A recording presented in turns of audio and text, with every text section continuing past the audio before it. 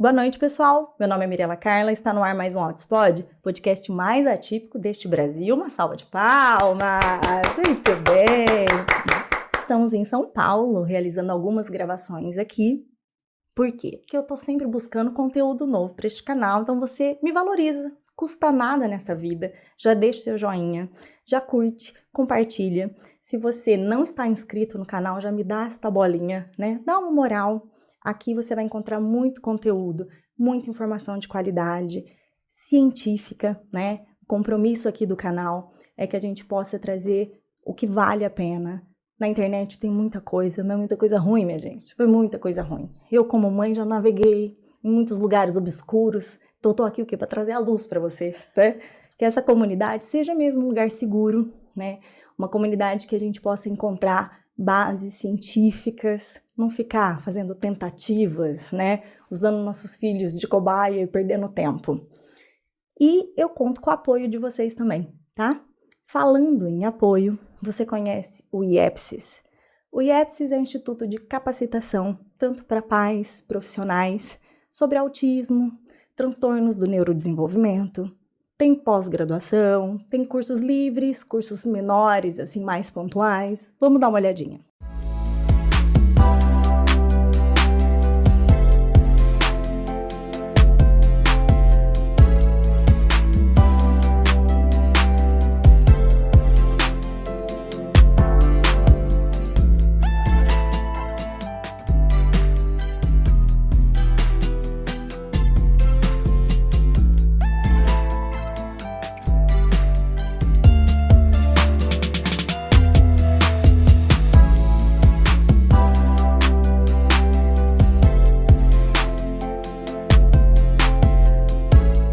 É isso, não deixe de conferir, vai ficar passando aqui o QR Code para vocês, tá? E o que fez a gente ter essa união, né? O IEPSIS é o Instituto da Emília Gama, Dr. Paulo Liberalesso. Foram os nossos propósitos de democratizar um pouco o acesso à ciência. Então, tem muitos cursos, assim, de valores sociais, bem acessíveis mesmo, sabe, gente? E profissionais de fato qualificados, né? De você fazer um curso e que tem ali estudos, né, estudos robustos mesmo, profissionais que estão ali para te explicar, não são achismos, que você possa de fato entender. Você, pai e mãe, a gente precisa tomar a dianteira no tratamento dos nossos filhos, né? Isso de levar e buscar em terapia sem nem saber o que está acontecendo, isso não é viável. A gente tem que entender. A gente tem que questionar por que está sendo feito, a gente precisa saber reproduzir em casa, otimizar esse tempo de intervenção dos nossos filhos, criança, adolescente, adultos, a gente precisa ser parceiro, né, ter uma participação ativa para ver os nossos familiares se desenvolver, tá bom? Então, agora vamos para o tema de hoje. Esse tema hoje em dia está sendo muito falado, né? Funções executivas. E as disfunções executivas, muito comum aí de ouvir no TDAH. Mas isso não é exclusivo do TDAH, tá? Essas funções preservadas dizem muita coisa no desenvolvimento. A gente precisa observar, né, se elas estão sendo cumpridas no desenvolvimento do ser humano, daquela criança. E o que são essas funções? Elas fazem parte de qual etapa do desenvolvimento? Vamos aprender isso um pouquinho aqui com a minha convidada. Recebam com muito carinho Tatiana Meca. Uma salva de palmas, seja muito bem-vinda! Obrigada, Mirela, obrigada. É um prazer estar aqui com você. Prazer é meu, a gente já estava ensaiando aqui esse bate-papo. Que bom que deu certo dessa vez. Verdade, né? Verdade, deu certo agora. Se apresenta aqui para o pessoal que ainda não te conhece. Tá. Então, prazer, pessoal. Aqui a câmera, aqui, ó. Essa aqui que tá de olho em você, olho em mim, tá. Então, deixa eu me ajeitar aqui. Então, prazer, pessoal. Eu sou a Tatiana Meca. Eu sou psicóloga de formação. Eu venho da área acadêmica, né? Então, eu fiz mestrado, doutorado, pós-doutorado em distúrbios do desenvolvimento na Universidade Presbiteriana Mackenzie. Atualmente eu sou professora do Departamento de Saúde Mental da Faculdade de Ciências Médicas da Santa Casa de São Paulo e sou pesquisadora colaboradora do Ambulatório de Autismo da Unifesp, o TIM. TIM Unifesp. TIM Unifesp. Uhum. Isso. Você é neuropsicóloga também. Isso, então toda a minha formação, toda a minha trajetória como pesquisadora, enfim, como professora, foi na área de neuropsicologia. Certo. Né? E esse tema que a gente escolheu hoje, né, dentre tantos aí, né, pra gente falar, funções executivas, a gente ainda disse, né, vamos falar disso, da parte de cognição, né, também. Quando a gente fala em funções cognitivas, o que isso abrange? Tá. Acho que a palavra cognição, ela é muito falada, né? Ela é muito comum. A gente ouve isso tanto na área da saúde, quanto entre os profissionais da área da educação. E cognição é o ato, processo, né, de adquirir conhecimento sobre o mundo. Tá. E aí, para que a gente possa compreender, então perceber, compreender e lidar com esse mundo, a gente precisa de uma série de habilidades cognitivas, né? Então, de atenção, de memória, de raciocínio, né? De cognição social, que é perceber, né, o mundo social, as informações sociais. E nós temos aí uma dessas funções que nos permitem lidar com o mundo de uma forma eficiente, são as tais das funções executivas, né? Que fazem parte da nossa cognição. Então, como o próprio nome diz, a gente não está falando de uma habilidade só. A gente está falando de várias habilidades diferentes, né? É como se fosse um grande guarda-chuva, certo. E dentro desse guarda-chuva existem várias habilidades que, embora elas sejam diferentes, elas precisam funcionar de uma forma integrada. É uma engrenagem. Isso, elas precisam... É um sistema, tá, né? Que precisa funcionar. Então, não adianta uma habilidade estar mais preservada, a outra estar prejudicada. É um sistema ali que vai possibilitar o gerenciamento do nosso comportamento. Então, acho que, primeiro, o que são as tais funções executivas, né? O primeiro ponto é que a gente não tem uma única definição na literatura. Tá. Isso é uma coisa que complica, às vezes, a nossa vida. Mas, de uma maneira geral, o que a maior parte dos pesquisadores, das pessoas que estudam funções executivas, o que é comum? O que é um certo consenso, digamos assim, né? Então, primeiro, que é um conjunto de habilidades e não uma só. Que essas habilidades, elas vão funcionar de uma maneira integrada, né? Então, em conjunto, possibilitando com que a gente consiga ter comportamentos que são direcionados. O que isso significa? Toda vez que eu tenho que sair do piloto automático, né? Que é aquilo que eu tô acostumada a fazer, que é fácil, né? Que é rápido, que eu nem tô pensando. Então, toda vez que eu tenho que parar, pensar, analisar, escolher o que eu vou fazer, pensar, né? Considerar várias possibilidades. Então, toda vez que eu tenho que sair do piloto automático, eu tô engajando esse conjunto de habilidades que vão permitir com que eu tenha um comportamento que é direcionado e não automático, não impulsivo, não impensado, né? Então, a gente fala que aí a gente está engajando as nossas funções executivas. Então, toda vez, por exemplo, que eu deixo de prestar atenção em algo que talvez seja irrelevante. Por exemplo, agora tá meu celular tocando, mas o meu foco é conversar com você. Então, eu tô ignorando, por exemplo, meu WhatsApp que tá aqui, né, me chamando, e tô com foco em você. Então, eu estou ignorando distratores. Ou eu tô assistindo uma aula e aí eu começo a viajar, pensar em outras coisas, mas aí eu falo, não, opa, deixa eu prestar atenção aqui na aula, né? Então eu tô tentando inibir pensamentos que estão me distraindo, né? Ou que durante a nossa conversa eu falo, você fala e eu tô aqui segurando as informações que você tá me trazendo para eu não perder o fio da meada da nossa conversa, né? Ou durante a leitura de um livro, que eu vou sempre atualizando, trabalhando com aquelas informações para poder entender o significado daquilo que eu tô lendo, né? Ou quando eu mudo meu foco de atenção, eu mudo a minha perspectiva, eu mudo o meu comportamento quando o ambiente me pede, né? Então, é sempre quando aquilo que é comum, aquilo que é automático, não adianta. Eu tenho que parar, pensar, analisar, aí eu tô engajando as minhas funções executivas.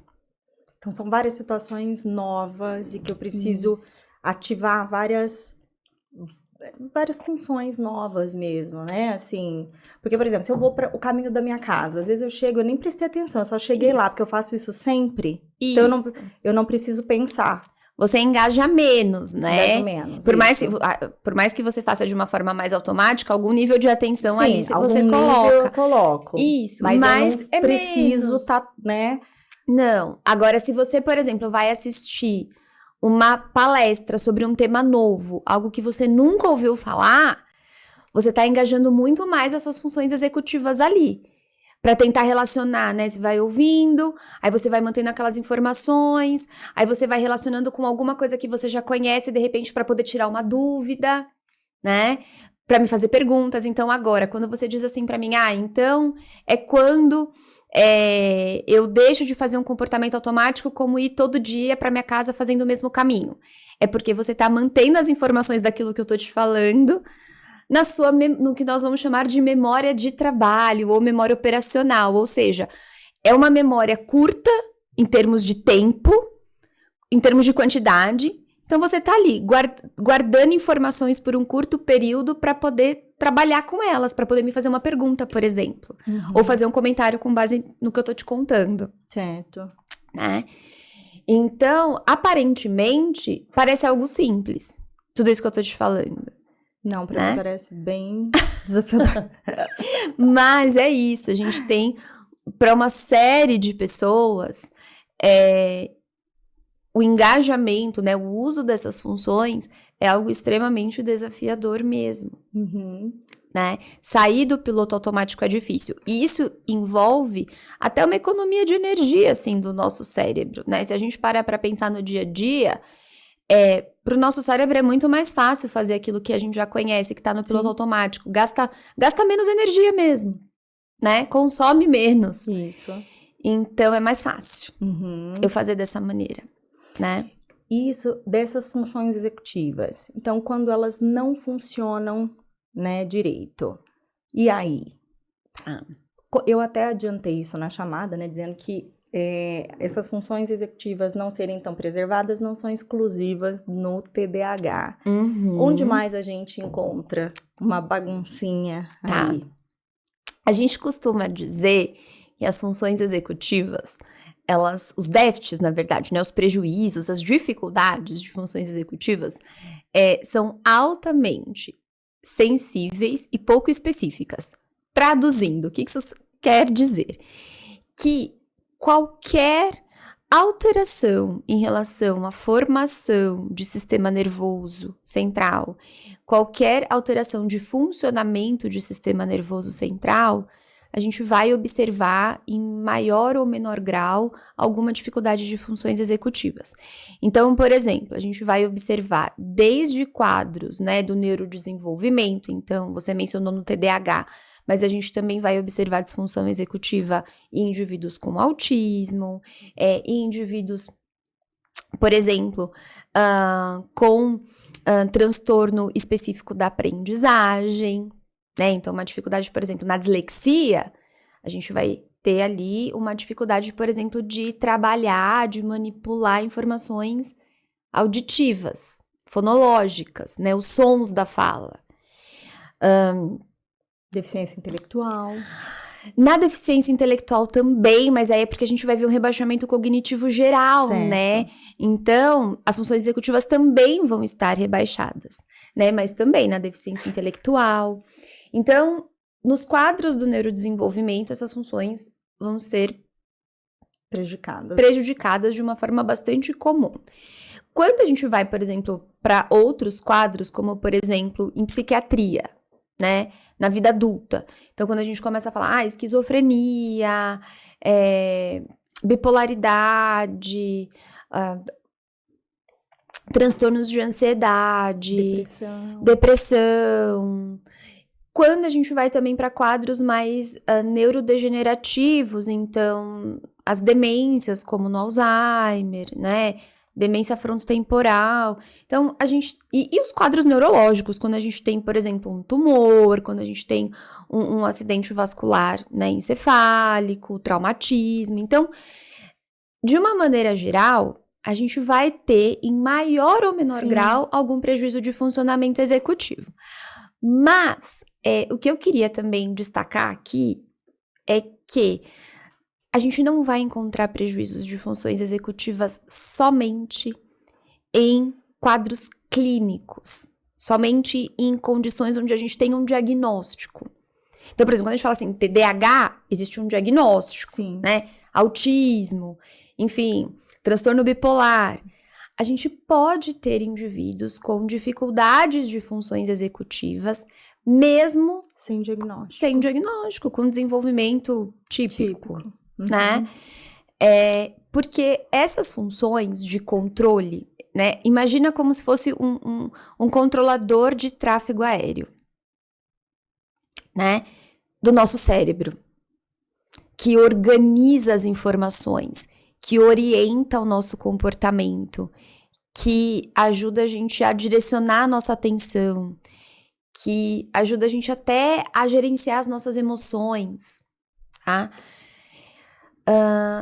Essas habilidades, elas são altamente dependentes, não apenas de características genéticas, mas também do ambiente. Né? Do quanto o ambiente ensina isso pra gente. Né? Se a gente pensar, por exemplo... Muito sensível, né? Elas são muito sensíveis à forma como a gente aprende a lidar com informações novas, a forma como a gente aprende a resolver problemas, a lidar com os desafios do dia a dia. Então, de maneira geral, a gente pode ter no ambiente situações que podem ser positivas, no sentido de serem promotoras de funções executivas. Né? Então, a gente pode ter um ambiente ali que se configura como um fator de proteção. Isso. Né? Então, ele vai estimula. Né? Essas cognições, essas habilidades. Sequenciamentos, né? Penso que aulas de música, esportes, eu penso, não sei, você me corrija. Mas esses ensinos em cadeias de engrenagens que estimulem, né? Modulem o cérebro para esse tipo de coisa. Agora, a vida moderna hoje em dia faz o oposto, não faz? Faz. Eu acho que um dos pontos, né, que a gente tem aí como um fator de risco é quando a gente tem crianças se engajando excessivamente em atividades que são muito passivas. Tela, né? É claro que não é simplesmente só o uso de tela, não é usar tela que traz o prejuízo, especificamente. A gente tem que considerar uma série de fatores, então, a quantidade de tempo, o tipo de conteúdo de ou de atividade, se existe um adulto fazendo alguma mediação ali.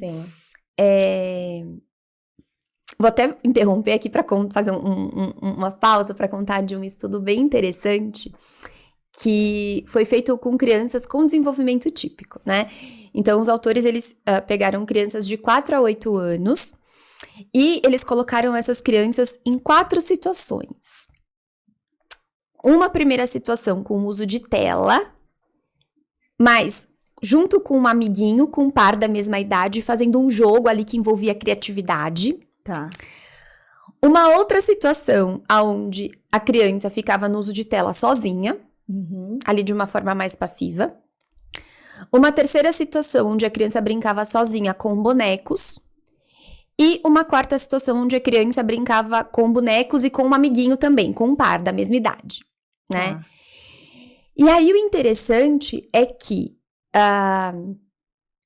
as situações que envolvia que envolviam estar com um par da mesma idade, Uhum. no uso de tela ou com bonecos, estava associada à ativação de circuitos que são importantes para as nossas funções executivas.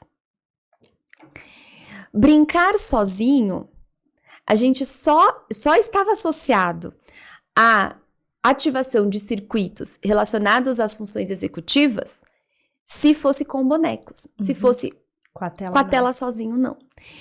Pela passividade. Pela passividade. Então, assim, qual que é a questão do uso de telas pensando na disfunção executiva, né? Você deixa de promover situações e experiências para a criança, para que ela possa desenvolver autonomia, tomada de decisão, organização de ideias, né? Porque ela está numa atividade passiva e geralmente repetitiva. Quando a gente vai para o uso de telas, e aí falando, por exemplo, um pouco do autismo agora, né? Que já pode ter uma tendência de algumas crianças ou adolescentes a, de repente, assistir o mesmo conteúdo, né? Ou repetir Sim. diversas vezes Ficar aquele naquele conteúdo. looping, né? Aquela coisa. Exato. Então, a questão é, o problema é que a gente está deixando de prover situações que vão estimular essa capacidade de parar, analisar, tomar uma decisão. Porque se eu só tô fazendo uma atividade repetitiva, meu cérebro tá no automático. Sim. Eu tô com aquele cérebro preguiçoso, digamos assim, Sim. né? A tecnologia, não adianta a gente demonizar, né? Até porque é um caminho sem volta. Ela Exato. veio para ficar e cada Exato. vez mais Exato. estará aí. Então, a gente tem que ter o bom senso e buscar formas, Isso. né? De Então, usá-la de da melhor usá-la da forma melhor, possível. otimizar, Isso. né? Exato. Então, tem famílias que eu vejo que realmente a criança fica ali, nem assiste nada, só fica passando o dedinho na tela, fazendo assim, Isso. naquele looping, nem consome. Uhum. E aquele estresse, aí agressividade, e aí grita, e aquela coisa. E outras crianças que até assistem alguma coisa, mas ficam muito mais agressivas, irritadiças, comportamentos disruptivos, e que depois que conseguiram tirar o 100%, tiveram um comportamento muito melhor dentro de casa e tudo mais. Outras famílias conseguiram modular e conseguir alguma interação com a criança através da tela, jogando junto com a criança, jogos de construção. Então, por exemplo, no Minecraft, eles construíam ambientes juntos, né? Então, pensavam... Fazendo uma mediação, né, com a criança. E, por exemplo, no Minecraft você tem ambientes, então você dava função. Isso. Vamos construir uma sala, o que tem na sala? Então, vamos fazer aqui, um sofá. E se a gente, vamos enfeitar, o que pode ser? Um vaso de plantas? Um quadro.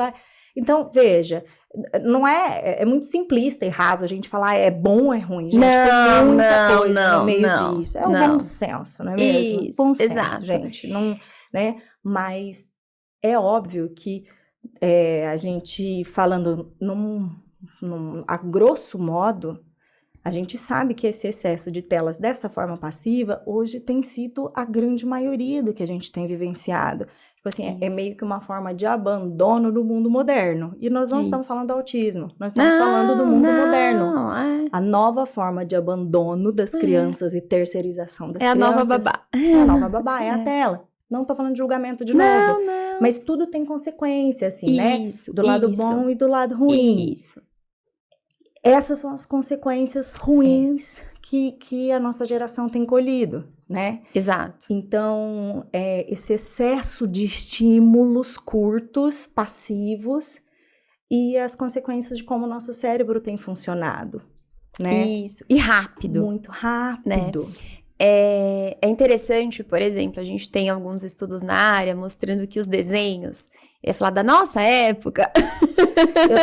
Eu sou tão nostálgica, eu sou tão apegada da nossa época. Isso. Sou super apegada, eu falo da mesma forma. Exato. Quando a gente vai para desenho animado, sei lá, dos anos 70, 80, início ali dos anos 90, a gente tem o tempo de cena é muito mais lento. Hoje... Até a fala Isso. deles. É muito mais cadência lentificada. da fala. Exatamente. Você ainda tá com água? Tô com água, Tá. obrigada. Hoje, os desenhos, eles acontecem numa velocidade muito maior, né? É muito mais rápido. É difícil até pra gente acompanhar, né? Nós que somos daquela época, né? É mais difícil até acompanhar. Então, a gente tem essas questões. Por outro lado, tem alguns estudos interessantes, por exemplo, tem toda uma linha de pesquisa na área de gamificação, de jogos sérios. Inclusive, a FDA nos Estados Unidos, acho que foi em 2020, porque eu lembro que a gente estava bem no começo da pandemia, autorizou, né, o primeiro jogo de videogame para tratar crianças com diagnóstico de TDAH. Então, assim, a gente tem alguns jogos que demandam orientação visoespacial, planejamento, organização, né? Tomada de decisão. Então, a depender do tipo de jogo... Nossa, onde compra? Eu tô precisando. Alguém aí me manda o link. Eu tô precisando jogar esse negocinho. A gente tem pessoas no Brasil maravilhosas trabalhando com isso, né? Então, usando de jogos para estimular funções executivas, para estimular, inclusive, colocar em jogos alguns ambientes sociais para o indivíduo até treinar algumas situações sociais, por exemplo, né? Quando a gente pensa em realidade virtual, colocar o indivíduo até como um avatar, né? Mas você sabe qual que eu acho que é a falha de geração? Porque a meninada que sabe que tá dentro dos games, tudo, não falam com a gente não fala essa mesma língua, entendeu? A gente nem sei o que rola, a gente não tá nesse rolê, né? Mas eu enquanto mãe, né, você como profissional, a gente tem que dar um jeito de aproximar essa linguagem, porque, por exemplo, é um material, isso é muito precioso, e esse mundinho precisa se aproximar, porque, de novo, não tem volta, né? Não. Isso dos eletrônicos, a gente tem que se aproximar disso, e não é popularizado ainda. Então, eu nem sei onde que procura no Google, José, que é tia velha. Você que é jovem e está aí, fala essa tiazona aqui. Onde que a gente acha um negócio desse? Porque o meu público é 40 a mais, entendeu? A gente aqui, na internet. Porque eu não sei onde que a gente acha, é streaming que fala? Onde que tem no Roblox? Que eu só sei do Roblox. Sabe, essas gerações precisam se falar, porque esses games aí, isso é muito interessante. Isso tanto as famílias gostariam e ficariam felizes, e as crianças, a meninada, ficaria feliz de consumir também. Muito. E a gente tem uma questão no game, né? Quando a gente fala de funções executivas, que é a questão da motivação. Que acho que esse é um outro ponto também que pouco se fala quando a gente discute funções executivas. Então, acho que eu vou tentar trazer um pouquinho dessa discussão aqui. Quando a gente fala um comportamento direcionado, com um objetivo, com um propósito, com planejamento, né? Saindo do piloto automático, a gente não faz isso ao acaso. Existe uma motivação, né? Existe muitas vezes aspectos afetivos, emocionais ali envolvidos, né? Você mencionou o TDAH, né? Por que muitos pais falam assim, doutora, TDAH? Imagina, se eu deixar ele ficar horas e horas no videogame. Mas o que o videogame tem, né? Então, cada ação que o indivíduo faz, quando eu ia falar, ele aperta o controle, mas eu nem sei não sei se aperta o controle hoje, né? Acho que... Não sei, mas eu te entendi. Enfim, pode você falar, entendeu, meu público vai entender. Quando ele aperta o botão de algum... Se ele dá play, não sei. Se ele dá play, alguma coisa, algo acontece. Então, assim, ele tem uma consequência, um feedback imediato para uma ação que ele tá fazendo. E no TDAH e em outros quadros onde a gente tem disfunção executiva, isso acontece bastante no autismo também, a gente tem uma dificuldade muitas vezes de adiar uma gratificação, né? Isso. Um prazer. A gente fica sob controle daquela coisa que é imediata, daquele prazer. E eu não tô falando só de um prazer que a gente tá buscando, pode ser até de um alívio, né? Imediato. E o videogame, ele traz, de uma certa forma, essa consequência positiva imediata, porque é isso. Cada ação que a gente tem, automaticamente a gente tem ali uma reação na tela, né? E isso ajuda a manter a motivação. Justamente porque você não vai ter uma consequência tão atrasada. Você vai tendo consequências ali de curto prazo, por mais que você tenha metas de longo prazo. Sim. No videogame, né? Então ele Mas é extremamente, prazeroso. ele é extremamente motivador. Isso. Então é como se fosse, sabe a história do marshmallow, do teste do marshmallow? Você já ouviu falar? A das crianças que coloca na Isso, frente pra né? esperar. Que é aquela coisa, você quer um marshmallow agora, eu vou te dar um marshmallow. Se você não comer, daqui a pouquinho eu volto e te dou mais um, você vai ter 2. Agora, se você comer um agora, É só um. né? Algumas crianças, né, alguns indivíduos têm mais dificuldade de esperar, de adiar uma gratificação. E principalmente se essa gratificação tá muito atrasada. Se a gente pensar, por exemplo, na escola. Por que eu tô estudando hoje? Para adquirir conhecimento sobre o mundo, só que isso, sei lá, é pra vida. Nossa, não consigo ver. Eu não tô nem pensando na nota, né? Porque tem muita gente que faz assim, vou estudar pra tirar nota na prova pra poder passar de ano, né? Mas é pra vida, poxa. E isso é uma coisa, Não é uma enxergo. consequência muito, assim, Abstrato. é muito difícil não estar ali, né? Então, Você não consegue se manter engajado o é suficiente. difícil você se manter ali funcionando. Performando. E no autismo, a gente vai ter um outro ponto. Por mais que a gente fale de funções executivas, é como se essas funções fossem ali a ponta de um iceberg, né? Então, muitas vezes, parece uma dificuldade de funções executivas, mas a gente tá falando do quê? De uma dificuldade de processar informações, né? De uma dificuldade, uma questão sensorial.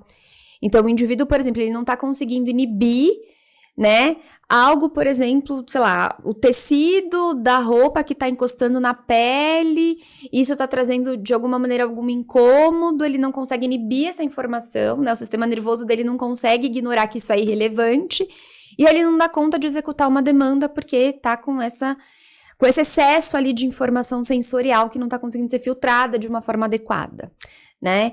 Então, às vezes, a gente até pode olhar e parecer uma disfunção executiva, mas tem uma questão sensorial ali, né? Quando a gente fala do hiperfoco, por exemplo, no autismo, que é um processo cognitivo também, né?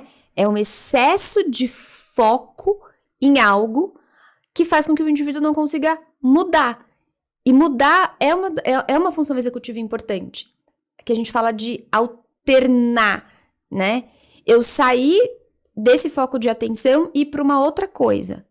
E, de repente, depois voltar, se for necessário, né? Então, o hiperfoco, ele também está associado a uma disfunção executiva no autismo, porque o indivíduo não consegue substituir, tirar o foco de atenção daquele estímulo, daquela informação ou daquele conteúdo e conseguir mudar, né? E isso vai fazer, muitas vezes, também com que as atividades do dia a dia, né, a aprendizagem, a socialização fique mais comprometida, né? No final das contas, por que funções executivas é importante? Porque elas permitem com que a gente fique mais adaptado no mundo, né? Então, se a gente estiver aqui batendo papo, conversando, e de repente alguém entra na sala e fala, pera só um minutinho, pessoal, preciso dar um recado. A gente para, ouve e volta, teoricamente, sem perder o fio da meada, né? Teoricamente. Então, é isso, a gente vai se adaptando, porque o mundo, ele não é 100% previsível, a gente sabe que não. Por mais que quando a gente fala nas intervenções, né, por mais quando a gente fala aqui nos tratamentos, nas terapias, o ideal é a gente sempre dar o maior nível de previsibilidade possível. Isso nem sempre vai ser possível, né? Não é toda hora que a gente vai conseguir dar previsibilidade. Não. E aí, quando esse mundo vai mudando, as demandas vão mudando, né? Eu preciso, às vezes, mudar de uma atividade para outra. Eu preciso mudar de um ambiente para outro. Às vezes, o ambiente precisa mudar. As coisas precisam mudar de lugar para ficar mais funcional. E aí, quando essas mudanças acontecem, né? Então, eu preciso ter essa capacidade de flexibilizar, né? E aí, quando eu tenho ali uma dificuldade de inibir, uma resposta que é mais rápida, que é mais fácil, que é mais automática. Que seria o controle inibitório. Isso, eu não vou conseguir flexibilizar. Porque aquela resposta que é mais fácil, aquela sequência que eu já aprendi, que eu já conheço, eu não consigo modificar. Porque ela tá tão automatizada que eu não consigo parar, eu não consigo interromper essa sequência. Nossa, segurar. Né? Isso. Por isso que muitas vezes a gente fala assim, como que a gente estimula funções executivas, Isso. né? Como que a gente promove essas habilidades? Às vezes, não precisa de nada muito complexo. Mas, por exemplo, fazer uma estimulação, um treino, onde, de repente, uma das etapas da sequência vai ser modificada. Eu não preciso modificar a sequência inteira de algo. Mas, talvez, uma última etapa, em vez do indivíduo fazer sempre do jeito que ele termina aquela etapa, ele vai fazer de uma outra forma. Né? Numa brincadeira, a criança, por exemplo, sempre brinca com o mesmo objeto. Então, eu vou tentar ensinar essa criança a dar diferentes funções para esse objeto. Brincar de diferentes maneiras com ele. Isso, né? Também seria função executiva, não é? Isso. Não é rigidez. É diferente. Não, a rigidez, ela tá associada, ela é muitas vezes decorrente de uma falha no processo inibitório, de uma dificuldade de flexibilidade, de uma dificuldade de pensar em outras maneiras, obviamente. Então, isso vai se caracterizar como uma disfunção executiva. Mas quando eu vou estimular, quando eu tô estimulando uma criança durante uma brincadeira a tentar usar aquele objeto que ela gosta tanto, mas de uma forma diferente, Variações. Eu tô estimulando isso, eu tô estimulando a flexibilidade. Quando ela faz sempre uma sequência de comportamentos e, de repente, lá no final eu tô ensinando ela a fazer de um jeito diferente, eu tô ensinando flexibilidade. Eu sempre pensei, mas eu pensei que sempre como coisas distintas, tipo controle inibitório, rigidez cognitiva e funções executivas, eu sempre associei como essas, um sequenciamento que eu tinha que começar e encerrar, assim, então eu idealizo, né, assim, eu penso, planejo e executo, assim, finalizo aquela ação. Isso isso é mais complexo, né? Sim, isso é também funções executivas. Mas, por exemplo, não é só isso. Não é só isso. Uhum. Se eu tô aqui falando com você e você fala, Tati, mas só um minutinho, deixa eu te fazer uma pergunta, e eu interrompo aquilo que eu tô falando, e eu presto atenção em você, eu tô inibindo uma sequência ali de pensamento, de fala, eu também tô usando o funcionamento executivo. Isso, mas aí, mas aí vamos supor, então tá, isso aí você inibiu, tá, função executiva. Só que aí se você não consegue voltar, aí você falhou nessa função executiva. Aí pode ser... Se perdeu, a se pergunta te interrompeu, você não consegue mais voltar. Isso, aí a pergunta talvez, dentro das funções executivas, o controle inibitório é uma delas. A memória de trabalho é uma outra função executiva, né? Entendi. Então, pode ser que eu não consiga voltar, porque depois que eu inibi, você começou a falar, eu comecei a prestar atenção no que você estava dizendo, e eu não sustentei ali na minha memória de trabalho as minhas ideias. E aí eu não consigo retomar. Então, pode ser uma dificuldade de memória de trabalho. Tá. E uma das coisas que eu acho interessante, assim... Interessante não, né? Eu acho que é uma falha mesmo. Quando a gente fala de autismo, tudo vai para flexibilidade. Parece que só a flexibilidade importa, né? A gente tem que falar de flexibilidade... Mas a gente tem uma série de estudos mostrando que existem muitas dificuldades de memória de trabalho. Se eu não consigo sustentar o propósito, o objetivo, se eu não consigo sustentar as informações ali, ideias, se eu me perco, como que eu vou mudar o meu foco de atenção de uma informação para outra? Como que eu vou voltar ao que eu estava dizendo depois da sua interrupção? Isso é Não memória vou de dar trabalho. conta. Isso é memória de trabalho, né? Então, a gente tem alguns estudos falando que existe uma dificuldade de conseguir manter a mesma quantidade de informações e trabalhar, gerenciar essas informações em pessoas que têm, que estão no espectro. Né? No TDAH isso é ponto pacífico? Ou não? Depende. Olha, a gente vai ter alterações de memória de trabalho no TDAH em muitos indivíduos que têm esse diagnóstico, mas não necessariamente todos, né? Assim como no autismo, a gente pode ter uma variabilidade, assim, de dificuldades, né? Porque você diz, eu tô aqui mapeando todas as pessoas que eu conheço. Os autistas que eu conheço, eles são muito pragmáticos e eles são pessoas que executam, que realizam. Isso. Fazem. Começam e terminam. São pessoas que realizam. A maioria dos que eu convivo, tá? Uhum. Os que não realizam são os TDAH. Uhum. E aí, mas são os que eu convivo, tá? E dos autistas, tô pensando nos adultos ali e as crianças que têm o cognitivo preservado também, tá? Os que... Sem deficiência intelectual. Sem deficiência intelectual e que tem fala complexa, enfim. Então, foi só essa pequena amostra aqui que eu tô dizendo. Inclusive dos TDAHs também, que eu estou dizendo. E que tem a memória de trabalho, assim, desastrosa. Mas é interessante, né? Porque tem gente que me pergunta isso, fala, Tati, mas eu vejo uma certa sistematização no comportamento de pessoas com autismo, de pessoas autistas. Será que isso não é uma amostra de que existe um bom andamento e desenvolvimento das funções executivas? Não, porque se a gente pedir para essa pessoa mudar a regra, ela consegue se comportar, se a regra mudar, se o ambiente mudar, se algo mudar. Eles ritualizam. Isso é um pensamento rígido, devido a um pensamento rígido, inflexível.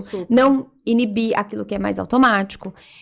Vou dar o exemplo aqui. A gente pode dar exemplo de passivo? Assim? Pode. Um exemplo, né? Não, é ótimo. Na verdade, o exemplo facilita que as pessoas de casa visualizem do que só a teoria, assim. Uma vez, há muitos anos atrás, há quase 20 anos atrás, né? Eu vi um rapaz, eu avaliei um rapaz já adulto, né? E com inteligência preservada, enfim, né? E ele sempre ia no mesmo lugar tirar dinheiro. Porque há 20 anos atrás a gente tirava dinheiro em caixa eletrônica. Né? E ele sempre ia no mesmo lugar. Um belo dia ele foi e o caixa eletrônico estava quebrado. Ele não foi trabalhar. Né? Então, sabe aquela coisa do plano B? Deixa eu perguntar aonde tem um outro caixa mais próximo. Ou sei lá, deixa eu ligar no trabalho e perguntar se alguém pode, sei lá, me pagar um táxi, né? Não tinha Uber, né? E aí eu pago depois. Ou será que dá tempo de eu voltar pra casa e pegar dinheiro, sei lá, com os pais, que ele morava com os pais na época? Qualquer coisa. Paralisou. Né? Não foi trabalhar. Então, esse é um exemplo de uma disfunção executiva. É interessante você dizer isso mesmo, né? Porque visto de fora, e aí eu disse que eles são realizadores, né? Acaba que por terem rituais, então eles seguem. Quando você põe numa média, eles, numa média, realizam mais. Porque acabam, isso na média que eu tô dizendo da minha vivência, tá, pessoal? Porque, no geral, eles têm procedimentos. Pessoas que seguem procedimentos, num geral, vai funcionar mais vezes, tá? Porque eles vão trabalhar numa regra, vai ter uma exceção ali, uma vez ou outra, que aquilo falhar, eles não têm o plano B. Mas, no geral, o procedimento vai se aplicar. O caótico tá sempre trabalhando na exceção, porque não tem um procedimento. Não. Então, num geral, ele realiza menos. Isso. Só que no improviso, ele sempre consegue. É assim, ó, nos 45, deu tudo, ninguém conseguiria, ele consegue. Então, essa sou eu. Tá dando tudo errado. Pede pra Mirella. A Mirella vai conseguir. Eu consigo tirar leite de pedra. Nos 45 do segundo sou eu. Não tem script, não tem roteiro, acabou a luz, tá sem energia, tá no escuro, chama a Mirella que eu vou fazer. Que vai. Mas isso tem um custo, né? Tem, mas o cansaço mental disso. Só que eu vou na adrenalina, eu tô feliz, aquela sensação, sempre dá certo. Então esse é um outro ponto interessante pra gente falar de funções executivas. Você me deu um gancho bom aqui. É uma falha, fica aquela falsa sensação de que no final dá tudo certo. Né? Aí você tá lá assim, tá tudo certo, taquicardia, o olho tremendo, né, aquela coisa. Mas a minha melhor amiga, que eu tô na casa aqui em São Paulo, meu marido também é autista, né? Os dois autistas, e ela é japonesa, assim, sistema quase não falta na casa dela. Você tem procedimento para tudo. Tudo, né? E a gente é amiga de infância, assim, ela é muito sistemática. Eu lembro a gente criança, assim, com 6, 7 anos, e a gente tava brincando e tava super legal, pra ela também. E aí ela cansava, então chegava no limite fisiológico dela. Agora eu quero ir pra casa deitar. Aí eu, Mas não tava legal? Tava, mas agora eu quero ir pra casa deitar. Aí ela ligava, mãe, você pode me buscar? Filha, aconteceu alguma coisa? Vocês brigaram? Não, eu quero ir pra casa deitar. Tipo, e aí ela deitava e ficava quieta, porque ela dava aquele shutdown nela, assim. Hoje a gente sabe o nome disso, né? Assim. Mas... Esgotou, isso. E, enfim, a gente é muito, muito, muito, muito amiga mesmo até hoje. E ela e o meu marido, eles são, como eu disse, né? Eles nunca têm o plano B. E é um negócio que eu sempre eu consigo realizar as coisas com metade de informações. 1/3, você me dá umas pingueladas de informação, assim, eu faço, né? Nossa, eles precisam de toda uma cartilha de coisas. Pra poder seguir. Porque se faltar uma parte do passo ali, se perde, se desorganiza. Mas num todo, eles sempre fazem mais, entregam muito mais, assim, né? Assim, eu sou o caos, né? E aí pode dar a sensação, né? Ou a percepção de que o funcionamento executivo tá muito bem preservado ali, né? Isso. Então, nossa, assim, pra mim, sempre. E eu sempre fui aquela sensação de fraude, né? De sorte. Nossa, a Mirella sempre foi sorte. Porque sistemática não temos. Então, se foi dando certo, foi sorte, né? Tipo assim. Mas flexibilidade tem bastante. É só o que truque. Truque, sorte, né? Aquelas assim, né? Então, é muito interessante, assim, porque eu nunca pensei no sentido de que ali, né, daquele lado ali não tem função, assim, ali a função executiva está preservada. Agora, meu filho, ele é o combo do autismo com o TDAH, né? Juntou aquela genética boa, né? Minha e do meu marido. Então, meu filho, eu vejo ele muito, ele não... é um pouco mais preservado que eu, e também porque ele está em intervenção desde pequeno. Então, ele consegue se organizar melhor. Se perde menos que eu nas funções, assim, sabe? Eu abro o armário da minha casa, você tem produto de limpeza ali dentro. Porque provavelmente eu fui com produto de limpeza lá e sabe, você acha coisas muito inusitadas. Na geladeira, você acha celular, é incrível. Então, às vezes, eu fico um pouco aflita de ver meu filho, assim, eu sento para fazer tarefa com ele. E aí, às vezes, na escola, ele vai muito bem, tá no primeiro ano. Então, e ele é muito bom em exatas. Eu sou o caos, meu Deus. Eu ainda tô no 2+2. Então, já no segundo ano, eu já não vou mais conseguir ajudar ele. E ele tem muita facilidade, e aí, do nada, ele começa a desenhar na folha. Aí ele começa a falar assim, mamãe, sabe quantos buracos negros existem? Eu falo assim, Arthur, foco! Estamos fazendo aqui. Então ele se perde, igualzinho eu. Ai, meu Deus. Mas aí a gente tá juntando duas coisas, né? Porque talvez ele comece a puxar assuntos que são do interesse dele, mas que ele não consegue inibir, né? Se Isso. distrai. Exato, e às vezes a gente tá no meio de uma conversa e ele puxa um assunto totalmente nada a ver, porque veio a ideia na cabeça dele, ele não conseguiu inibir, Uhum. né? Então eu me vejo muito nele, eu falo, nossa, tá perdido, eu preciso ajudar esse menino. Né? Acho que uma das coisas, né, que a gente fala de quem tem dificuldade de funções executivas é isso, de não conseguir muitas vezes finalizar uma tarefa, porque é isso, no meio da execução, lembra de uma outra coisa que não consegue inibir, ou tem alguma outra coisa do ambiente que distrai. Quando a gente fala de distração, pode ser tanto externo quanto o próprio pensamento, que leva a gente para um outro lugar, né? E aí pronto, aí se perde nos passos, nas informações, pode ser que até termine, mas não talvez como deveria, Sim. né? Então acho que essa é uma das grandes dificuldades. Quem tem dificuldade de memória de trabalho e de controle inibitório, isso vai ter um impacto muito grande na aprendizagem, mesmo que a pessoa tenha muita facilidade com o conteúdo, né? Essa é a diferença. Então, você pode ter alguém que entende muito, aprende rápido, né? Então, tem aquele conteúdo de uma forma muito fácil, porém se desorganiza, se perde, não integra as informações, esquece coisas ali né, que são simples ali do dia a dia, uma coisa ali, né, que não demandaria ali, né, tanto esforço assim. Então, por exemplo, eu já tive mães que falaram assim pra mim, né, mães de jovens adultos. Poxa, toda vez que vai sair de casa, se eu não lembro que pegou a carteira, pegou o documento, pegou a chave do carro, chega na garagem, putz, mãe, voltei, esqueci a carteira. Mas você não levou a chave do carro? Volta aqui, né? Então é isso, tudo leva mais tempo, digamos assim, né? E a gente, obviamente, acaba tendo mais chance de alguma coisa dar errado aí no meio do caminho. Mas tem um outro ponto também do funcionamento executivo, principalmente relacionado ao controle inibitório, que é a questão da impulsividade, que também pouco se fala, né? Se fala muito assim, não consegue inibir coisas que distraem, ou, né, um comportamento mais ali que tá em andamento, mas a impulsividade, ela tem várias características.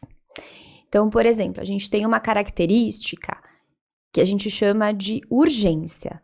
Urgência é quando a pessoa tá com um estado emocional muito elevado, pode ser raiva, pode ser tristeza ou pode ser alegria. E ela vai agir de forma impulsiva, ou seja, ela não consegue inibir, ela não consegue regular esse estado emocional e ela vai agir em função disso. Então, eu tô com raiva, eu jogo as coisas no chão, eu quebro, ou eu posso até, se eu tô muito desorganizada, eu posso me machucar, né? Posso agredir o outro. Ou quando eu tô excessivamente animada, feliz, empolgada, eu posso sair comprando um monte de coisa e gastar tudo que eu né? E gastar, por exemplo, um dinheiro que eu não tenho, sim, né? É muito comum esse relato financeiro, toda vez que tem episódio de TDAH, a maior parte dos comentários que tem é a galera que se não mata se planeja, na Shein, no Shopee. Gente, bloqueia o cartão. O pessoal TDAH que tá assistindo aqui vai por mim. Então, assim, a gente tem essa questão de urgência que é não conseguir regular as emoções, que tem a ver com o funcionamento executivo também, né? A gente chama de funções executivas quentes, quando tá relacionada à emoção, à motivação, ao prazer. Muito passional, né? Aqueles isso, rompantes, assim, né? Isso. Então, é a falta de controle inibitório numa situação que envolve motivação, que envolve afeto, que envolve prazer, tá? Que envolve socialização, por exemplo. Então, a gente vai chamar de função executiva quente. Função executiva fria é aquela coisa, eu tenho que me organizar para fazer um cálculo de matemática, para ler um texto, para planejar, sei lá, fazer um planejamento financeiro, organizar, vou ao mercado, né? Rotina do dia a dia, é quando não tem os aspectos emocionais ou sociais ou motivacionais envolvidos. E aí, além da impulsividade ter essa característica de urgência, a gente também tem a busca de sensações. Então, a pessoa ela pode ter uma dificuldade de controle inibitório e ela vai ser impulsiva porque ela está buscando sensações positivas. Que isso a gente tem tanto no autismo quanto no TDAH, né? A busca pelo prazer imediato, ou pelo alívio de algo, ou pelo bem-estar de alguma coisa, né? Então é isso, tá aquela brincadeira meio desorganizada. Eu começo a brincar com uma coisa aqui, rapidamente fica chato. Eu perco o interesse, eu troco por alguma outra coisa, né? Isso no TDAH. No autismo, a gente vai ver essa busca de sensações muito também por uma questão, às vezes, até sensorial, né? Até com uma função autorregulatória, mas de buscar sensações mais prazerosas, né? E buscar alívio de desconforto. A gente tem um outro ponto da impulsividade, que é a não premeditação, é não pensar nas consequências. Não tem um planejamento né? adequado, não tem planejamento. É você não antecipar o que vai acontecer lá na frente. Faz, né? depois pensa, fala, depois pensa. Isso. É não considerar outras coisas, né? E a gente tem, além de não premeditar, a gente tem comportamentos impulsivos por não conseguir persistir em algo. Principalmente quando envolve esforço, né? Excesso né? Um nível de atenção que às vezes o indivíduo não tem. E aí ele vai tendo comportamentos mais impulsivos por não conseguir persistir. Então, mesmo a impulsividade, mesmo a dificuldade de controle inibitório, ela pode ter diferentes manifestações em termos de comportamento, né? É isso, eu vou agir impulsivamente porque eu tô com raiva, ou porque eu não penso nas consequências, ou porque eu tô buscando ali um prazer imediato, porque eu não planejo, ou porque eu não consigo persistir numa tarefa mais difícil. Então, a própria impulsividade tem múltiplas facetas, digamos assim, que a gente precisa avaliar, porque é aí que a gente começa a falar, cada pessoa, né, tem suas características, cada indivíduo com um diagnóstico é aquele indivíduo, porque as manifestações podem ser muito diferentes, e isso, obviamente, muda a intervenção. E um outro ponto que eu vou puxar aqui, né, já que é um assunto também que eu gosto bastante, é que se eu não consigo inibir algo que é mais automático, como que eu me coloco no lugar do outro? Se eu não consigo inibir a minha própria perspectiva, se eu não consigo inibir um pensamento ou uma forma de analisar a situação que é só aquela, se eu não consigo flexibilizar. Você engole o outro, porque você sempre é o teu à frente. E aí, mas isso não é egoísmo. Isso é realmente uma dificuldade de não perceber, né? Então, por que eu vou ter dificuldades sociais? Porque a gente vai ter, né? A pessoa pode cometer gafes, falar coisas que são descontextualizadas, que são inadequadas. Por não inibir essa perspectiva própria, porque para eu imaginar o que será que a Mirella tá pensando, eu tenho que parar. Eu tenho que inibir. Você recua aqui pra observar, né? Eu tenho que inibir a minha própria perspectiva. E aí eu tenho que analisar. Eu tenho que olhar pra você, pra sua postura, pra sua expressão facial. Sim. Eu tenho que trazer e ficar pensando aqui, usar minha memória de trabalho, né? E ficar pensando em várias ideias. Será que ela tá pensando isso? Será que ela tá pensando outra coisa? O que será que ela tá achando de tal coisa? Pela cara que ela tá fazendo, acho que ela tá tentando entender o que eu tô falando, acho que ela tá com dúvida, acho que ela tá gostando. E isso vai fazendo com que eu modifique meu comportamento. Isso vai me deixar socialmente mais competente, por exemplo, na nossa interação. Sim. Né? Então, uma das questões importantes pra gente poder falar de funções executivas no autismo, no TDAH, é que a gente sabe que esses déficits vão fazer com que trabalhar com informações sociais seja mais difícil. Quando a gente pensa assim em TDAH ou algumas questões do autismo, a gente sabe que tem alguns medicamentos que podem auxiliar em alguns dos sintomas, né? Mas funções executivas é somente a psicoterapia que pode auxiliar nessa construção de habilidades? Tá, perfeito. Olha, a gente tem alguns medicamentos que ajudam a gente a sustentar mais a atenção e ficar menos impulsivo. Uhum. Isso, consequentemente, deixa o indivíduo mais preparado para aprender. Tá.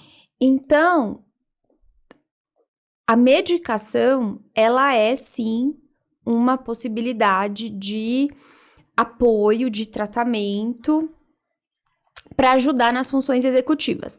Ela é suficiente? Jamais. Não. Você tem que construir. Isso. Uma coisa é assim, tá? Eu estou menos impulsivo. Ou eu estou conseguindo sustentar mais a minha atenção. Só que isso me garante maior capacidade de lidar com as minhas demandas do dia a dia? Não necessariamente. Aí, esta autonomia, esta capacidade de resolução de problemas vai ter que ser construída. E aí, quando a gente fala de estimulação, a gente tem várias vertentes. Que acho que aí é uma coisa que também as pessoas acho que têm interesse em entender, né? Como que eu estimulo? Como que eu trabalho? O que eu faço? A gente tem várias possibilidades, né? Então, existe desde daquela estimulação que a gente faz nas sessões de terapia, de uma forma mais sistematizada, mais organizada. Então, por exemplo, eu posso usar um jogo que vai trabalhar organização e planejamento. Eu posso, durante a sessão, a criança quer brincar com tal coisa?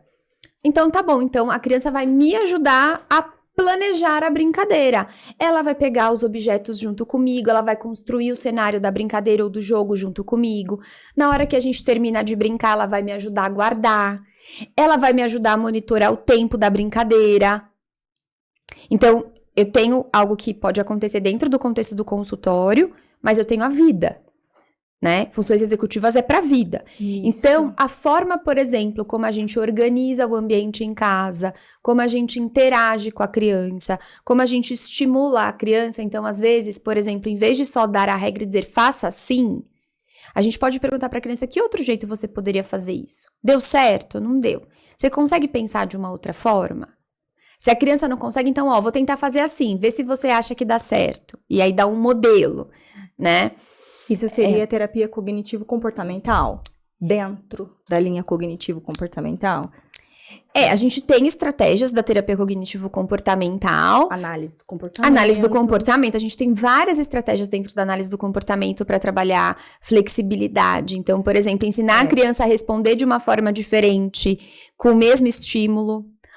Ou dar as mesmas respostas para estímulos diferentes. Que eu tô pensando aqui, porque se for um público mais adolescente e adulto, aí vai buscar cognitivo-comportamental, por exemplo. Isso, dependendo do nível cognitivo do paciente, sim. Isso, se for. Sim. Aí criança, análise de comportamento, tá. Dependendo do nível cognitivo da criança, você também pode entrar com estratégias cognitivas, da terapia cognitiva também, que funcionam, tá. Né? Mas, principalmente, a forma como os adultos interagem com a criança é que ajuda a construção dessa autonomia, né? Então, se a criança participa, por exemplo, da organização do próprio quarto, das próprias coisas, por exemplo, na hora de termina de almoçar, a criança vai ajudar a organizar as coisas do almoço, onde tem que colocar, né? Quando a gente pede para a criança descrever quais as etapas do que ela precisa fazer, a gente ensina a criança muitas vezes a falar com ela mesma e a descrever as etapas. Sabe quando a gente faz a fala privada, né? Sim. Deixa eu ir lá no quarto, fazer tal coisa, pegar tal coisa. A gente ensina a criança a fazer isso também, para ela ir se auto-monitorando melhor. Isso. Envolver nas etapas de coisas da casa, né? Isso, então, da rotina. Isso, caiu, não sei, alguma coisa no chão aqui para limpar. Como que a gente faz? Isso, qual pano que você usa? Não é no chão, não é o pano de cozinha. Onde que fica o pano de chão? É lá na lavanderia? Então, são várias etapas de várias coisas. Qual produto que você usa, né? Então... O que a gente precisa fazer? Isso, né? Ficou bem feito, né? Tá bem limpo? Você acha que foi? Mas isso... E a gente pode ir ajudando a criança junto. A gente pode ir dando modelo, a gente pode ir dando exemplo, a gente pode dar até ajuda. Ela tá, óbvio, né? Foi um exemplo assim, mas é isso. Né? E ajudar até na questão de noção do tempo também, porque TDAH tem uma miopia do Do tempo. tempo. Eu achei tão Isso. interessante quando eu vi essa expressão. É. Fez Russell tanto Barkley que fala sentido isso. na minha vida. Eu falei, miopia do tempo. Não perceber, não conseguir estimar, por exemplo, não só quanto tempo eu vou levar para fazer tal coisa, ou quanto tempo falta, ou quanto tempo eu preciso para me organizar, ou eu tenho uma demanda, sei lá, daqui 2 semanas, mas tem coisas que você vai precisar fazer daqui 2 semanas que você pode resolver na hora, que não vai te demandar tanto. Tem coisas que você já precisa começar a fazer agora. Nossa, né? É muito difícil essa noção, eu acho. Muito. Tipo, é tão interessante porque tem coisas... por exemplo, eu não roteirizo nada do Outspot, nunca. Mas pra mim, é engraçado que às vezes nós falamos um tema. É como se eu consigo enxergar como se fosse uma lousa. Até com os tópicos, assim, do que eu quero. Eu tô falando com você, é como se fosse, eu tivesse uma noção até visual, assim. Pra mim é muito claro. E eu me sinto extremamente organizada pra conversar. É do meu interesse, assim. E ontem, por exemplo, eu falei pra você, eu fiquei gravando das 10 da manhã até quase 8 horas da noite. Hoje eu vou ter gravação das 9 até as 9 também. Então eu fico 10, já fiquei 14 horas seguidas gravando e eu não me perco em tese do foco. Então pra mim é tudo muito normal. Me dá uma agenda pra eu colocar horários. Me dá um branco. Eu não consigo, eu enfio 80 coisas num espacinho desse. Aí eu vi que eu errei no outro dia, eu deixo um monte, aí eu fico com tempo ocioso, sabe? Como que meu cérebro já aprendeu a se organizar desse jeito, coisas, né? E para outras é tão difícil que eu não consigo nem visualizar. A sistematização, o gerenciamento, a gente vai aprendendo ao longo da vida. E se você pensar que o seu cérebro aprendeu a funcionar assim a vida inteira, se você nunca usou esse tipo de sistematização, é mais difícil. Pensa que é uma tarefa nova. Isso está exigindo de você funcionamento executivo, porque você nunca funcionou dessa maneira, né? Então, funcionar assim também é difícil, porque te pede de inibir aquilo que você já faz naturalmente e se engajar numa outra forma de organizar. Isso tá te demandando funções executivas. Nossa. O fato da gente falar assim, precisa usar a agenda e organizar para melhorar a função executiva. Não necessariamente. Nossa, assim, eu né? não consigo planejar tempo. Lembra a época que eu advogava? Então, eu no escritório eu fiquei como audiencista. Eu fazia audiência, a grande parte de audiências do escritório eu fazia, né? Muitas vezes eu pegava o processo ali na hora para fazer. Eu amava fazer audiência. E eu fazia muita leitura na hora das pessoas, das testemunhas, para ver o que... Às vezes me falavam alguma coisa para perguntar e na hora eu lia a testemunha ali e pensava, não vou perguntar isso para ela, vou perguntar outra coisa para ela. Não vou dar chance dela falar isso, então eu vou fazer tal coisa. E eu mudava, e eu sempre fui muito bem nisso, nessa leitura na hora ali. Assim, para mim é muito claro, é isso que eu te falei, parece até que vem uma lousa ali, assim, para mim, das coisas acontecendo. Já funciona desse jeito. Funciona assim e tá tudo bem, né? Tá tudo bem. É assim. Isso é uma vantagem em alguns momentos, não é? Exato. Então, nessa parte, assim, no restante, tudo muito estruturado. Pra mim, eu já tenho mais dificuldade de antecipar as coisas. Não vem com clareza antes.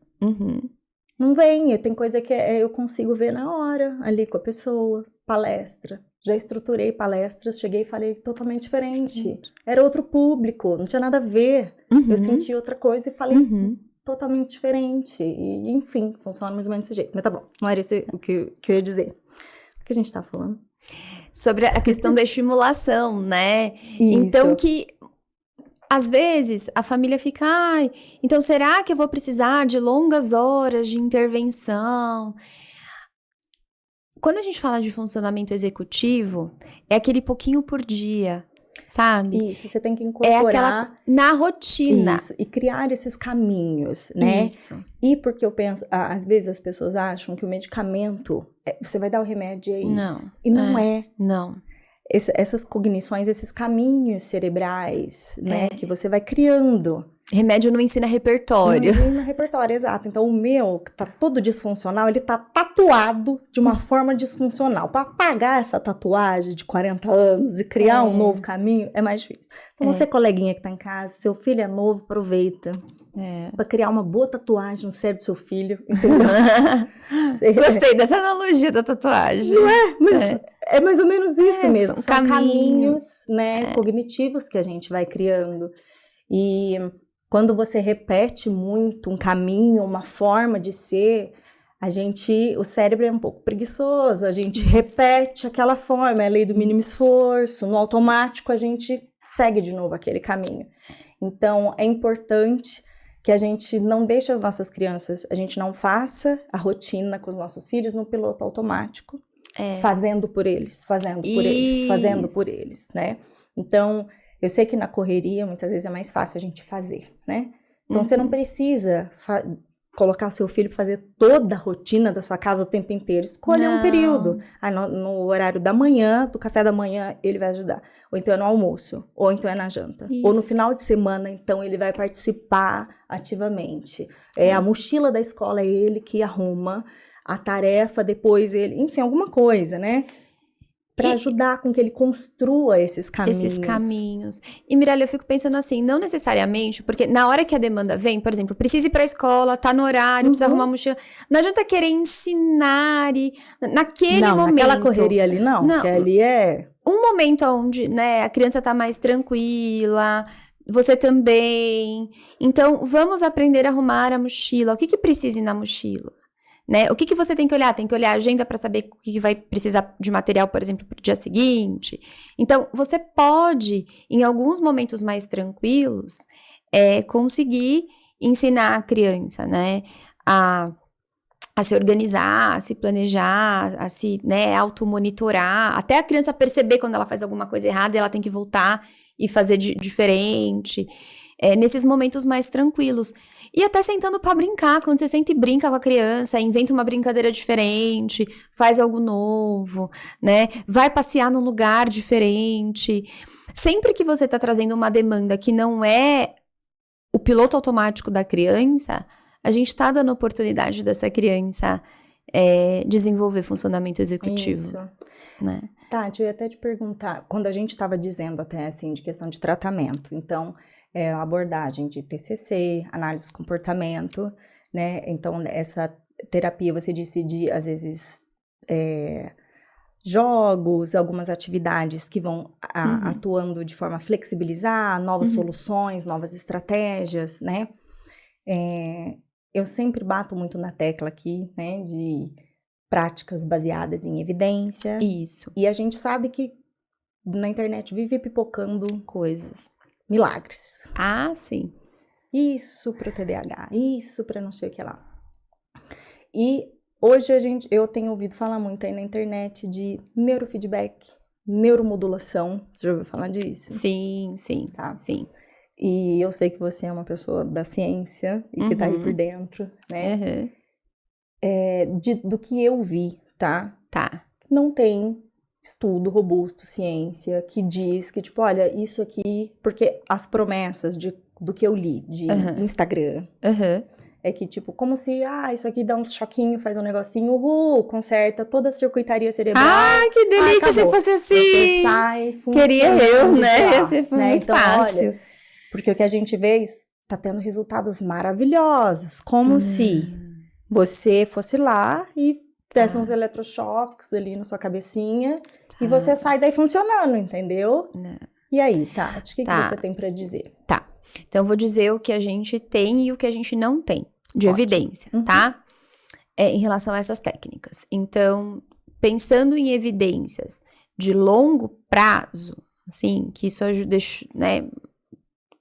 A gente não tem evidências robustas. De curto prazo, o que a gente tem de evidência? Que são técnicas complementares. Elas não substituem as estratégias elas não substituem as terapias, eu vou chamar de tradicional, vou chamar de tradicional, né? Elas podem ser usadas de maneira complementar, porém, às vezes, a gente tem alguns estudos, por exemplo, na área de neuromodulação e autismo, no sentido de tentar fazer com que a gente tenha talvez um pouco mais de ganho com as terapias. Então, sei lá, é como se elevar um pouquinho o ganho da terapia. Pouco quanto? Pouco. A gente não tem evidência ainda desses ganhos, nem a médio, nem a longo prazo. A gente não sabe. O que a gente sabe, por exemplo, se durante, por exemplo, uma tarefa, e os estudos são muito ainda experimentais, né? Então, em pesquisas, por exemplo, onde o indivíduo, sei lá, ele está fazendo uma tarefa que envolve funcionamento executivo, com e sem estimulação, com a estimulação associada, tem uma pequena melhora, digamos assim. Os dois melhoram, mas talvez esse aqui melhore um pouquinho mais. Mas é ali imediato. A gente não tem efeitos disso de longo prazo. Acho que são técnicas interessantes? São, mas elas ainda, acho que mais no nível experimental. A gente tem sendo utilizadas no contexto clínico em algumas condições, mas como terapia complementar. Ela, de forma alguma, elas vão ser terapias de substituição das terapias tradicionais. E esse grupo é um grupo grande de ensaio, você sabe dizer isso? A gente não tem ainda, não, geralmente os ensaios, eles são com grupos pequenos. Duplo cego, teve? Isso. Quando a gente trabalha com neuromodulação, a gente não tem como falar de duplo cego necessariamente. A gente fala, por exemplo, né, o indivíduo, porque o cara que tá lá colocando a corrente, ele sabe se ele tá colocando uma corrente placebo, digamos assim, ou se ele tá colocando uma corrente, né, que é ativa. Mas, geralmente, nesses estudos, a criança é controle dela mesma. Então, ela passa por uma condição onde ela tem estimulação ativa, onde ela recebe uma estimulação que eu chamaria de placebo, né? Então, liga o aparelho, mas não tá passando corrente nenhuma, né? E a gente olha, por exemplo, para essa criança em diferentes condições executando a mesma tarefa. Então, às vezes a gente vê pequenos ganhos ali, mas muito de curto prazo, enquanto a criança está executando a tarefa. Mas a gente ainda não sabe se isso funciona a médio, longo prazo. Eu acho que são áreas promissoras em relação a estudo, né? Enquanto pesquisa, sim. Sim. Né? Por exemplo, neuromodulação é uma técnica muito eficiente e interessante, por exemplo, para alguns casos de depressão. A gente já tem, isso assim, a gente já tem estudos consistentes, mostrando, né, que a gente pode ter ali um ganho importante. Inclusive, é utilizada em muitas clínicas que trabalham que atendem pacientes, por exemplo, com depressão. Mas quando a gente está falando de autismo, de TDAH, que a gente tem todo um processo de desenvolvimento desse cérebro que acontece de uma forma diferente. Pra você mudar aquela formação cerebral. O objetivo da neuromodulação não é esse nível de modificação. Isso os próprios pesquisadores colocam isso explicitamente. Quem fala isso em rede social ou em sites de internet está fazendo uma tradução equivocada, né? Não é isso que as pesquisas mostram. Não existe um engodo nesse sentido. Pode existir um engodo das pessoas que transmitem. Mas... E de muitos que talvez vendem nas clínicas. Isso. Agora, a neuromodulação, ela não tem o objetivo de levar a uma modificação, ela não tem essa capacidade. Ela vai ali, talvez, ser um pequeno potencializador ou facilitador de aprendizagens que você faz, por exemplo, ali com tarefas, com atividades, né? Mas ela não tem esse poder, digamos assim, né? Nem é essa a proposta. O objetivo é que ela venha mesmo talvez como um facilitador, mas a gente não tem ainda um corpo tão robusto de evidências para garantir que isso vire um tratamento. Sim. Ainda não é uma prática baseada em evidência, porque a gente ainda não tem um acúmulo suficiente de evidências robustas. Isso. É nesse Me sentido. desculpa te colocar numa saia justa, mas Jamais, na verdade te perguntei, jamais. porque eu sei que você é uma profissional super séria. E pessoal, eu aproveito justamente isso, porque eu sei que, de novo, Instagram, não temos grandes cientistas ali, não é? Então a gente tem que, assim, muita cautela, muita parcimônia, né? A ciência, ela tá aí para testar mesmo, sabe? Muito, e graças a Deus, os cientistas, eles têm que pesquisar tudo que a gente tem de bom e de ruim hoje, foi porque esses testes foram feitos, e é salutar que continue dessa forma. A gente só tem que ter cuidado com falsas promessas milagrosas que a gente vê por aí. Isso. Às vezes, a gente vê, né, coisas assim, curas do autismo, curas do TDAH, com preços exorbitantes. Exato. E o que a gente sabe, né, de ciência que dá certo, e que dá certo, é o Monte Everest. É aquilo mesmo. Todo dia, intensivo, com muito esforço, né, com muito estímulo, sem atalho. É o tradicional. Isso a gente sabe que dá certo. O restante não é que não funciona, de forma complementar, né? E, enfim, a gente tem que buscar tudo que a gente puder para ir ajudando a vida dos nossos filhos, mas a gente não pode desviar desse caminho do que a gente sabe que funciona. Exato. Né? Análise de comportamento, terapia cognitivo-comportamental, os medicamentos que têm eficácia comprovada, fica assim, contra a Big Pharma. Não, gente, porque os Natureba também são uma super Big Pharma, sabe? Não se iludam. Os medicamentos antigos são antigos e continuam aí na Big Pharma porque tem estudos robustos que eles funcionam, né? Então, todo mundo já sabe, inclusive, quais são os efeitos colaterais. Então, você é seguro justamente por isso. Porque você sabe o que pode dar certo e errado, você consegue medir a dose. Então, não se enganem, não caiam nessas ladainhas. Busquem profissionais sérios que estão aí ao lado da ciência para cuidar da sua família, do seu filho, que é o bem mais precioso desse mundo, né? Se fosse tão simples assim, tipo, não tinha mais autista, não tinha mais TDAH, não tinha mais transtorno de neurodesenvolvimento, a gente tava tudo cantando de mão dada com baiá. Então, assim, sabe? Exato. Não tem unicórnios por aí, sabe? Porque, meu Deus, é uma enxurrada de falsas promessas, sempre com precinhos, assim, eu ia falar de um Corsa. Existe Palio? Existe Palio? Nem sei. Tem Palio na rua, sei lá, não sei quais são, na minha época os carrinhos populares eram esses. Qual é um carro popular hoje? Tá tudo tão caro. Um Fiesta, um carro, então... Mas existe também, Mirella, assim, tem pessoas muito sérias no Brasil trabalhando com neuromodulação e neurofeedback. E eu sempre falo assim, olha, quando você vai numa clínica, quando você vai buscar um profissional, você tem que olhar para o currículo, quem é esse profissional, né? Isso. A gente tem não pessoas no Instagram dessa pessoa. Não, a gente tem pessoas o currículo dessa muito pessoa. sérias trabalhando com neurofeedback e neuromodulação nessa perspectiva complementar, sem ser o único, né, o tratamento principal, digamos assim, alinhando isso com outras terapias, mas fazendo de um jeito sério, né?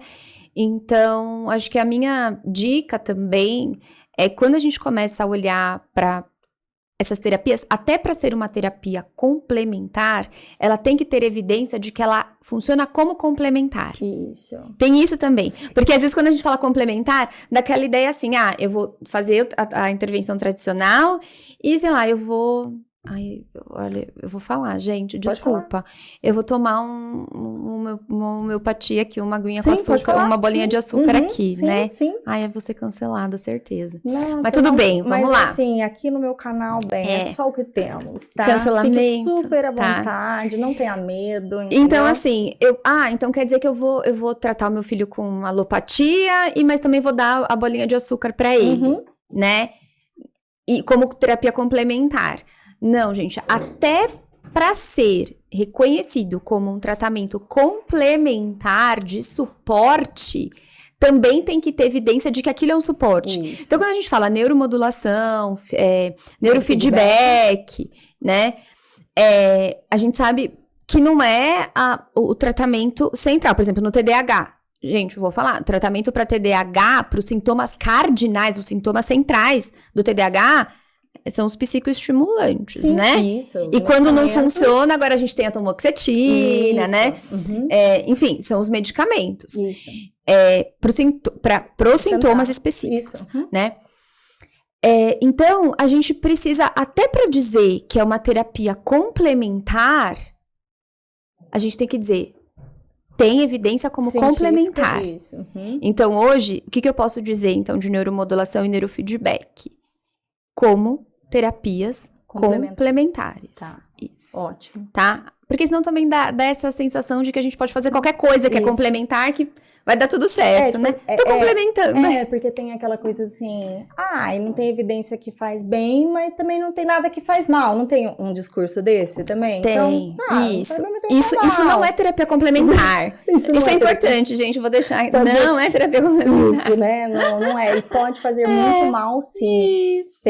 Eu fiz um episódio com o Léo Costa. Uhum. O Léo Costa, ele é fisioterapeuta, mas hoje ele aí é um embaixador da prática baseada em evidência. Sim.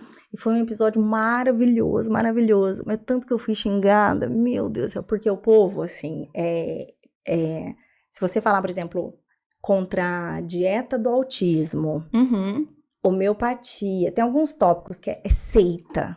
Ela é seita, não interessa. O povo vem xingando assim com força, sabe? Nossa, eu nunca fui tão xingada, mas foi super engraçado. Faz parte. Faz parte, a gente tá na internet. Estamos aí, quando a gente coloca, né? Eu costumo dizer assim, se a gente não quer ser julgado, a gente não põe o nosso rosto na internet, né? Isso. Se a gente tá aqui, é isso aí, estamos aqui pra isso. Não, mas na fila das coisas que eu me preocupo, realmente, assim, julgamento de internet... É o menor. Vai estar lá, Traz, lá. Não por nada, gente. É só porque, assim, realmente... Na fila de problema, tem muito boleto na frente ainda, assim, sabe? Tem bastante boleto pra pagar. Então... Isso. E também eu acho que é uma voz importante, né, Mirella? Se a gente não falar essas coisas, a gente acaba deixando só a voz de pessoas... que vão falar de autismo de uma forma superficial, que vão trazer essas seitas, cara, né? Se a gente não se coloca... Isso. E eu acho que você não tem o livre-arbítrio, então, né? As pessoas, se tem um monte de idiota com o microfone na mão, não é mesmo? Eles têm o público deles, Exato. Né? Então, tudo bem, eu vou ter o meu também, né? Aí a pessoa pode ficar, vai ser sempre bem-vindo, quem quiser ficar aqui, né? Mas também pode sair, se não se identificar. Não tem problema não. Quem quiser ficar é bem-vindo, né? Sempre bem-vindo. A gente vai converter. Pode converter pra cá. Você que é da pseudociência vai ser sempre bem-vindo, meu irmão. Vem pra cá também você, a gente te aceita. Eu já estive aí onde você esteve. Eu já estive, porque a gente que é mãe vulnerável, se falar que você vai até Aparecida do Norte, pulando de um pé só, dando 10 voltinhas, que teu filho vai ficar bem, sabe? A gente faz isso. Com certeza. A gente fica nesse lugar, né, de desespero. E aí é que tá o problema. Porque nesse lugar de vulnerabilidade, aquele que vier com uma narrativa sedutora, ele leva o que você tiver. Você dá casa, você dá carro, você dá o que você tem, o que você não tem, né? Porque é teu filho. Não há o que você não faça. Então, por isso... Então, e o nosso cérebro busca respostas. O nosso cérebro não consegue lidar com dúvida. Não, exato. O cérebro humano, né? A gente não tá preparado pra lidar com dúvida. O nosso cérebro busca respostas, busca certezas. Você entra em estado de guerra, assim, sabe? É uma coisa doida, né? Então, eu não julgo mães que estão neste lugar, né? Jamais. E assim, eu falo que nessa jornada, na nossa maternidade, a gente sempre busca um pouco de crendices, e tudo bem, no sentido de, eu pessoalmente, tá? Se eu perder alguma coisa dentro da minha casa, quiser rezar pra São Longuinho, tudo bem. Eu comigo mesma, isso, tá bom? Eu comigo mesma. Eu quero meditar, eu ponho um olhinho essencial, eu comigo. Agora, não dá pra eu vir, né, abrir um canal de autismo e falar de óleo essencial para autismo. Perfeito. É isso. São coisas completamente distintas. Com certeza. Então, eu, na minha intimidade, eu posso fazer o que eu quiser. Isso. E eu posso exercer a minha maternidade, eu tenho liberdade para exercê-la, né? Isso. Então, eu vou ouvir o que todo mundo tiver que dizer e eu tenho a liberdade e eu respeito a família. Ela vai exercer a maternidade, a paternidade que ela entender. O propósito do canal é que hoje eu já mais escolada, eu já nessa jornada, tendo vivenciado tanta coisa, eu encontrei muitas mães maravilhosas que eu me uni e eu tô aqui para abraçar as mães que quiserem também estar aqui junto, sabe? E aí para dizer assim, e porque muitas mães sentem muito vergonha, sabe? Muito vergonha de já terem feito coisas com o filho. Pra mim é mais fácil chegar aqui e falar assim, nossa, eu quase que eu virei uma alquimista de óleos essenciais. Você não tem noção, eu fazia blend pro meu filho. Meu filho era petitiquinho, ele passava olhinho, assim, porque, nossa, vai regular o humor dele. Não é tão fácil pra uma amiga minha vir falar assim, eu fiz ozonioterapia no meu filho. Isso ela não vai vir falar. Isso dá uma dor no coração. Porque isso é humilhante, isso é difícil dessa mãe se perdoar. Então, que a gente também tem a ditadura das práticas baseadas em evidência. A gente tem o outro lado dos excessos. Você que não sei o quê. Então, essa minha fala endurecida não é para as famílias. Isso. Mas essa minha fala para o profissional é do tipo, você tinha que estar preso, entendeu? O seu lugar é na cadeia, no caso. Mas porque a gente ainda tá na terra de ninguém. Isso não é só para o pseudociência, é para... a gente não tem regulamentação em análise de comportamento, a gente não tem as clínicas, tá terra de ninguém pra tudo. Na neuropsicologia a gente tem o mesmo problema. Mesma coisa. Um monte de avaliação neuropsicológica. Que não diz nada. Que é isso? Que não diz nada, é um monte de número, né? E os valores? Tá de brincadeira? É constrangedor. Então, assim, é um circo. A gente tá vivendo um circo, sabe? Então as pessoas às vezes me pedem indicação de profissional. Eu juro que eu fico tão perdida que eu falo assim, cara, eu não sei nem o que eu te falo. Vem aqui me dar um abraço. Vamos chorar na sarjeta junto, entendeu? Então tem que ser feito, tem que ser diferente. Precisa mudar, não dá. Precisa começar a regulamentar as pessoas. A gente tem que exigir ética em tudo. Ética em tudo. E eu acredito até que muitos profissionais que estão abrindo clínicas agora, até na análise do comportamento, eu não acho que todos falhem porque são ruins, assim, deliberadamente. Tipo, quero ferrar aquela família. Não, é por falta de conhecimento, de preparo, de informação. Estão ferrando aquela família. Sim, sim. Porque estão pegando aquele cérebro daquela criança e jogando no lixo. Porque não dá para voltar atrás. Não, tá perdendo um tempo precioso ali de aprendizagem, né, de oportunidade. Não tem como voltar. Então isso é muito, muito, muito sério. E é urgente que se faça algo sobre, que as pessoas falem, não, gente, pera lá, sabe, não é para amanhã.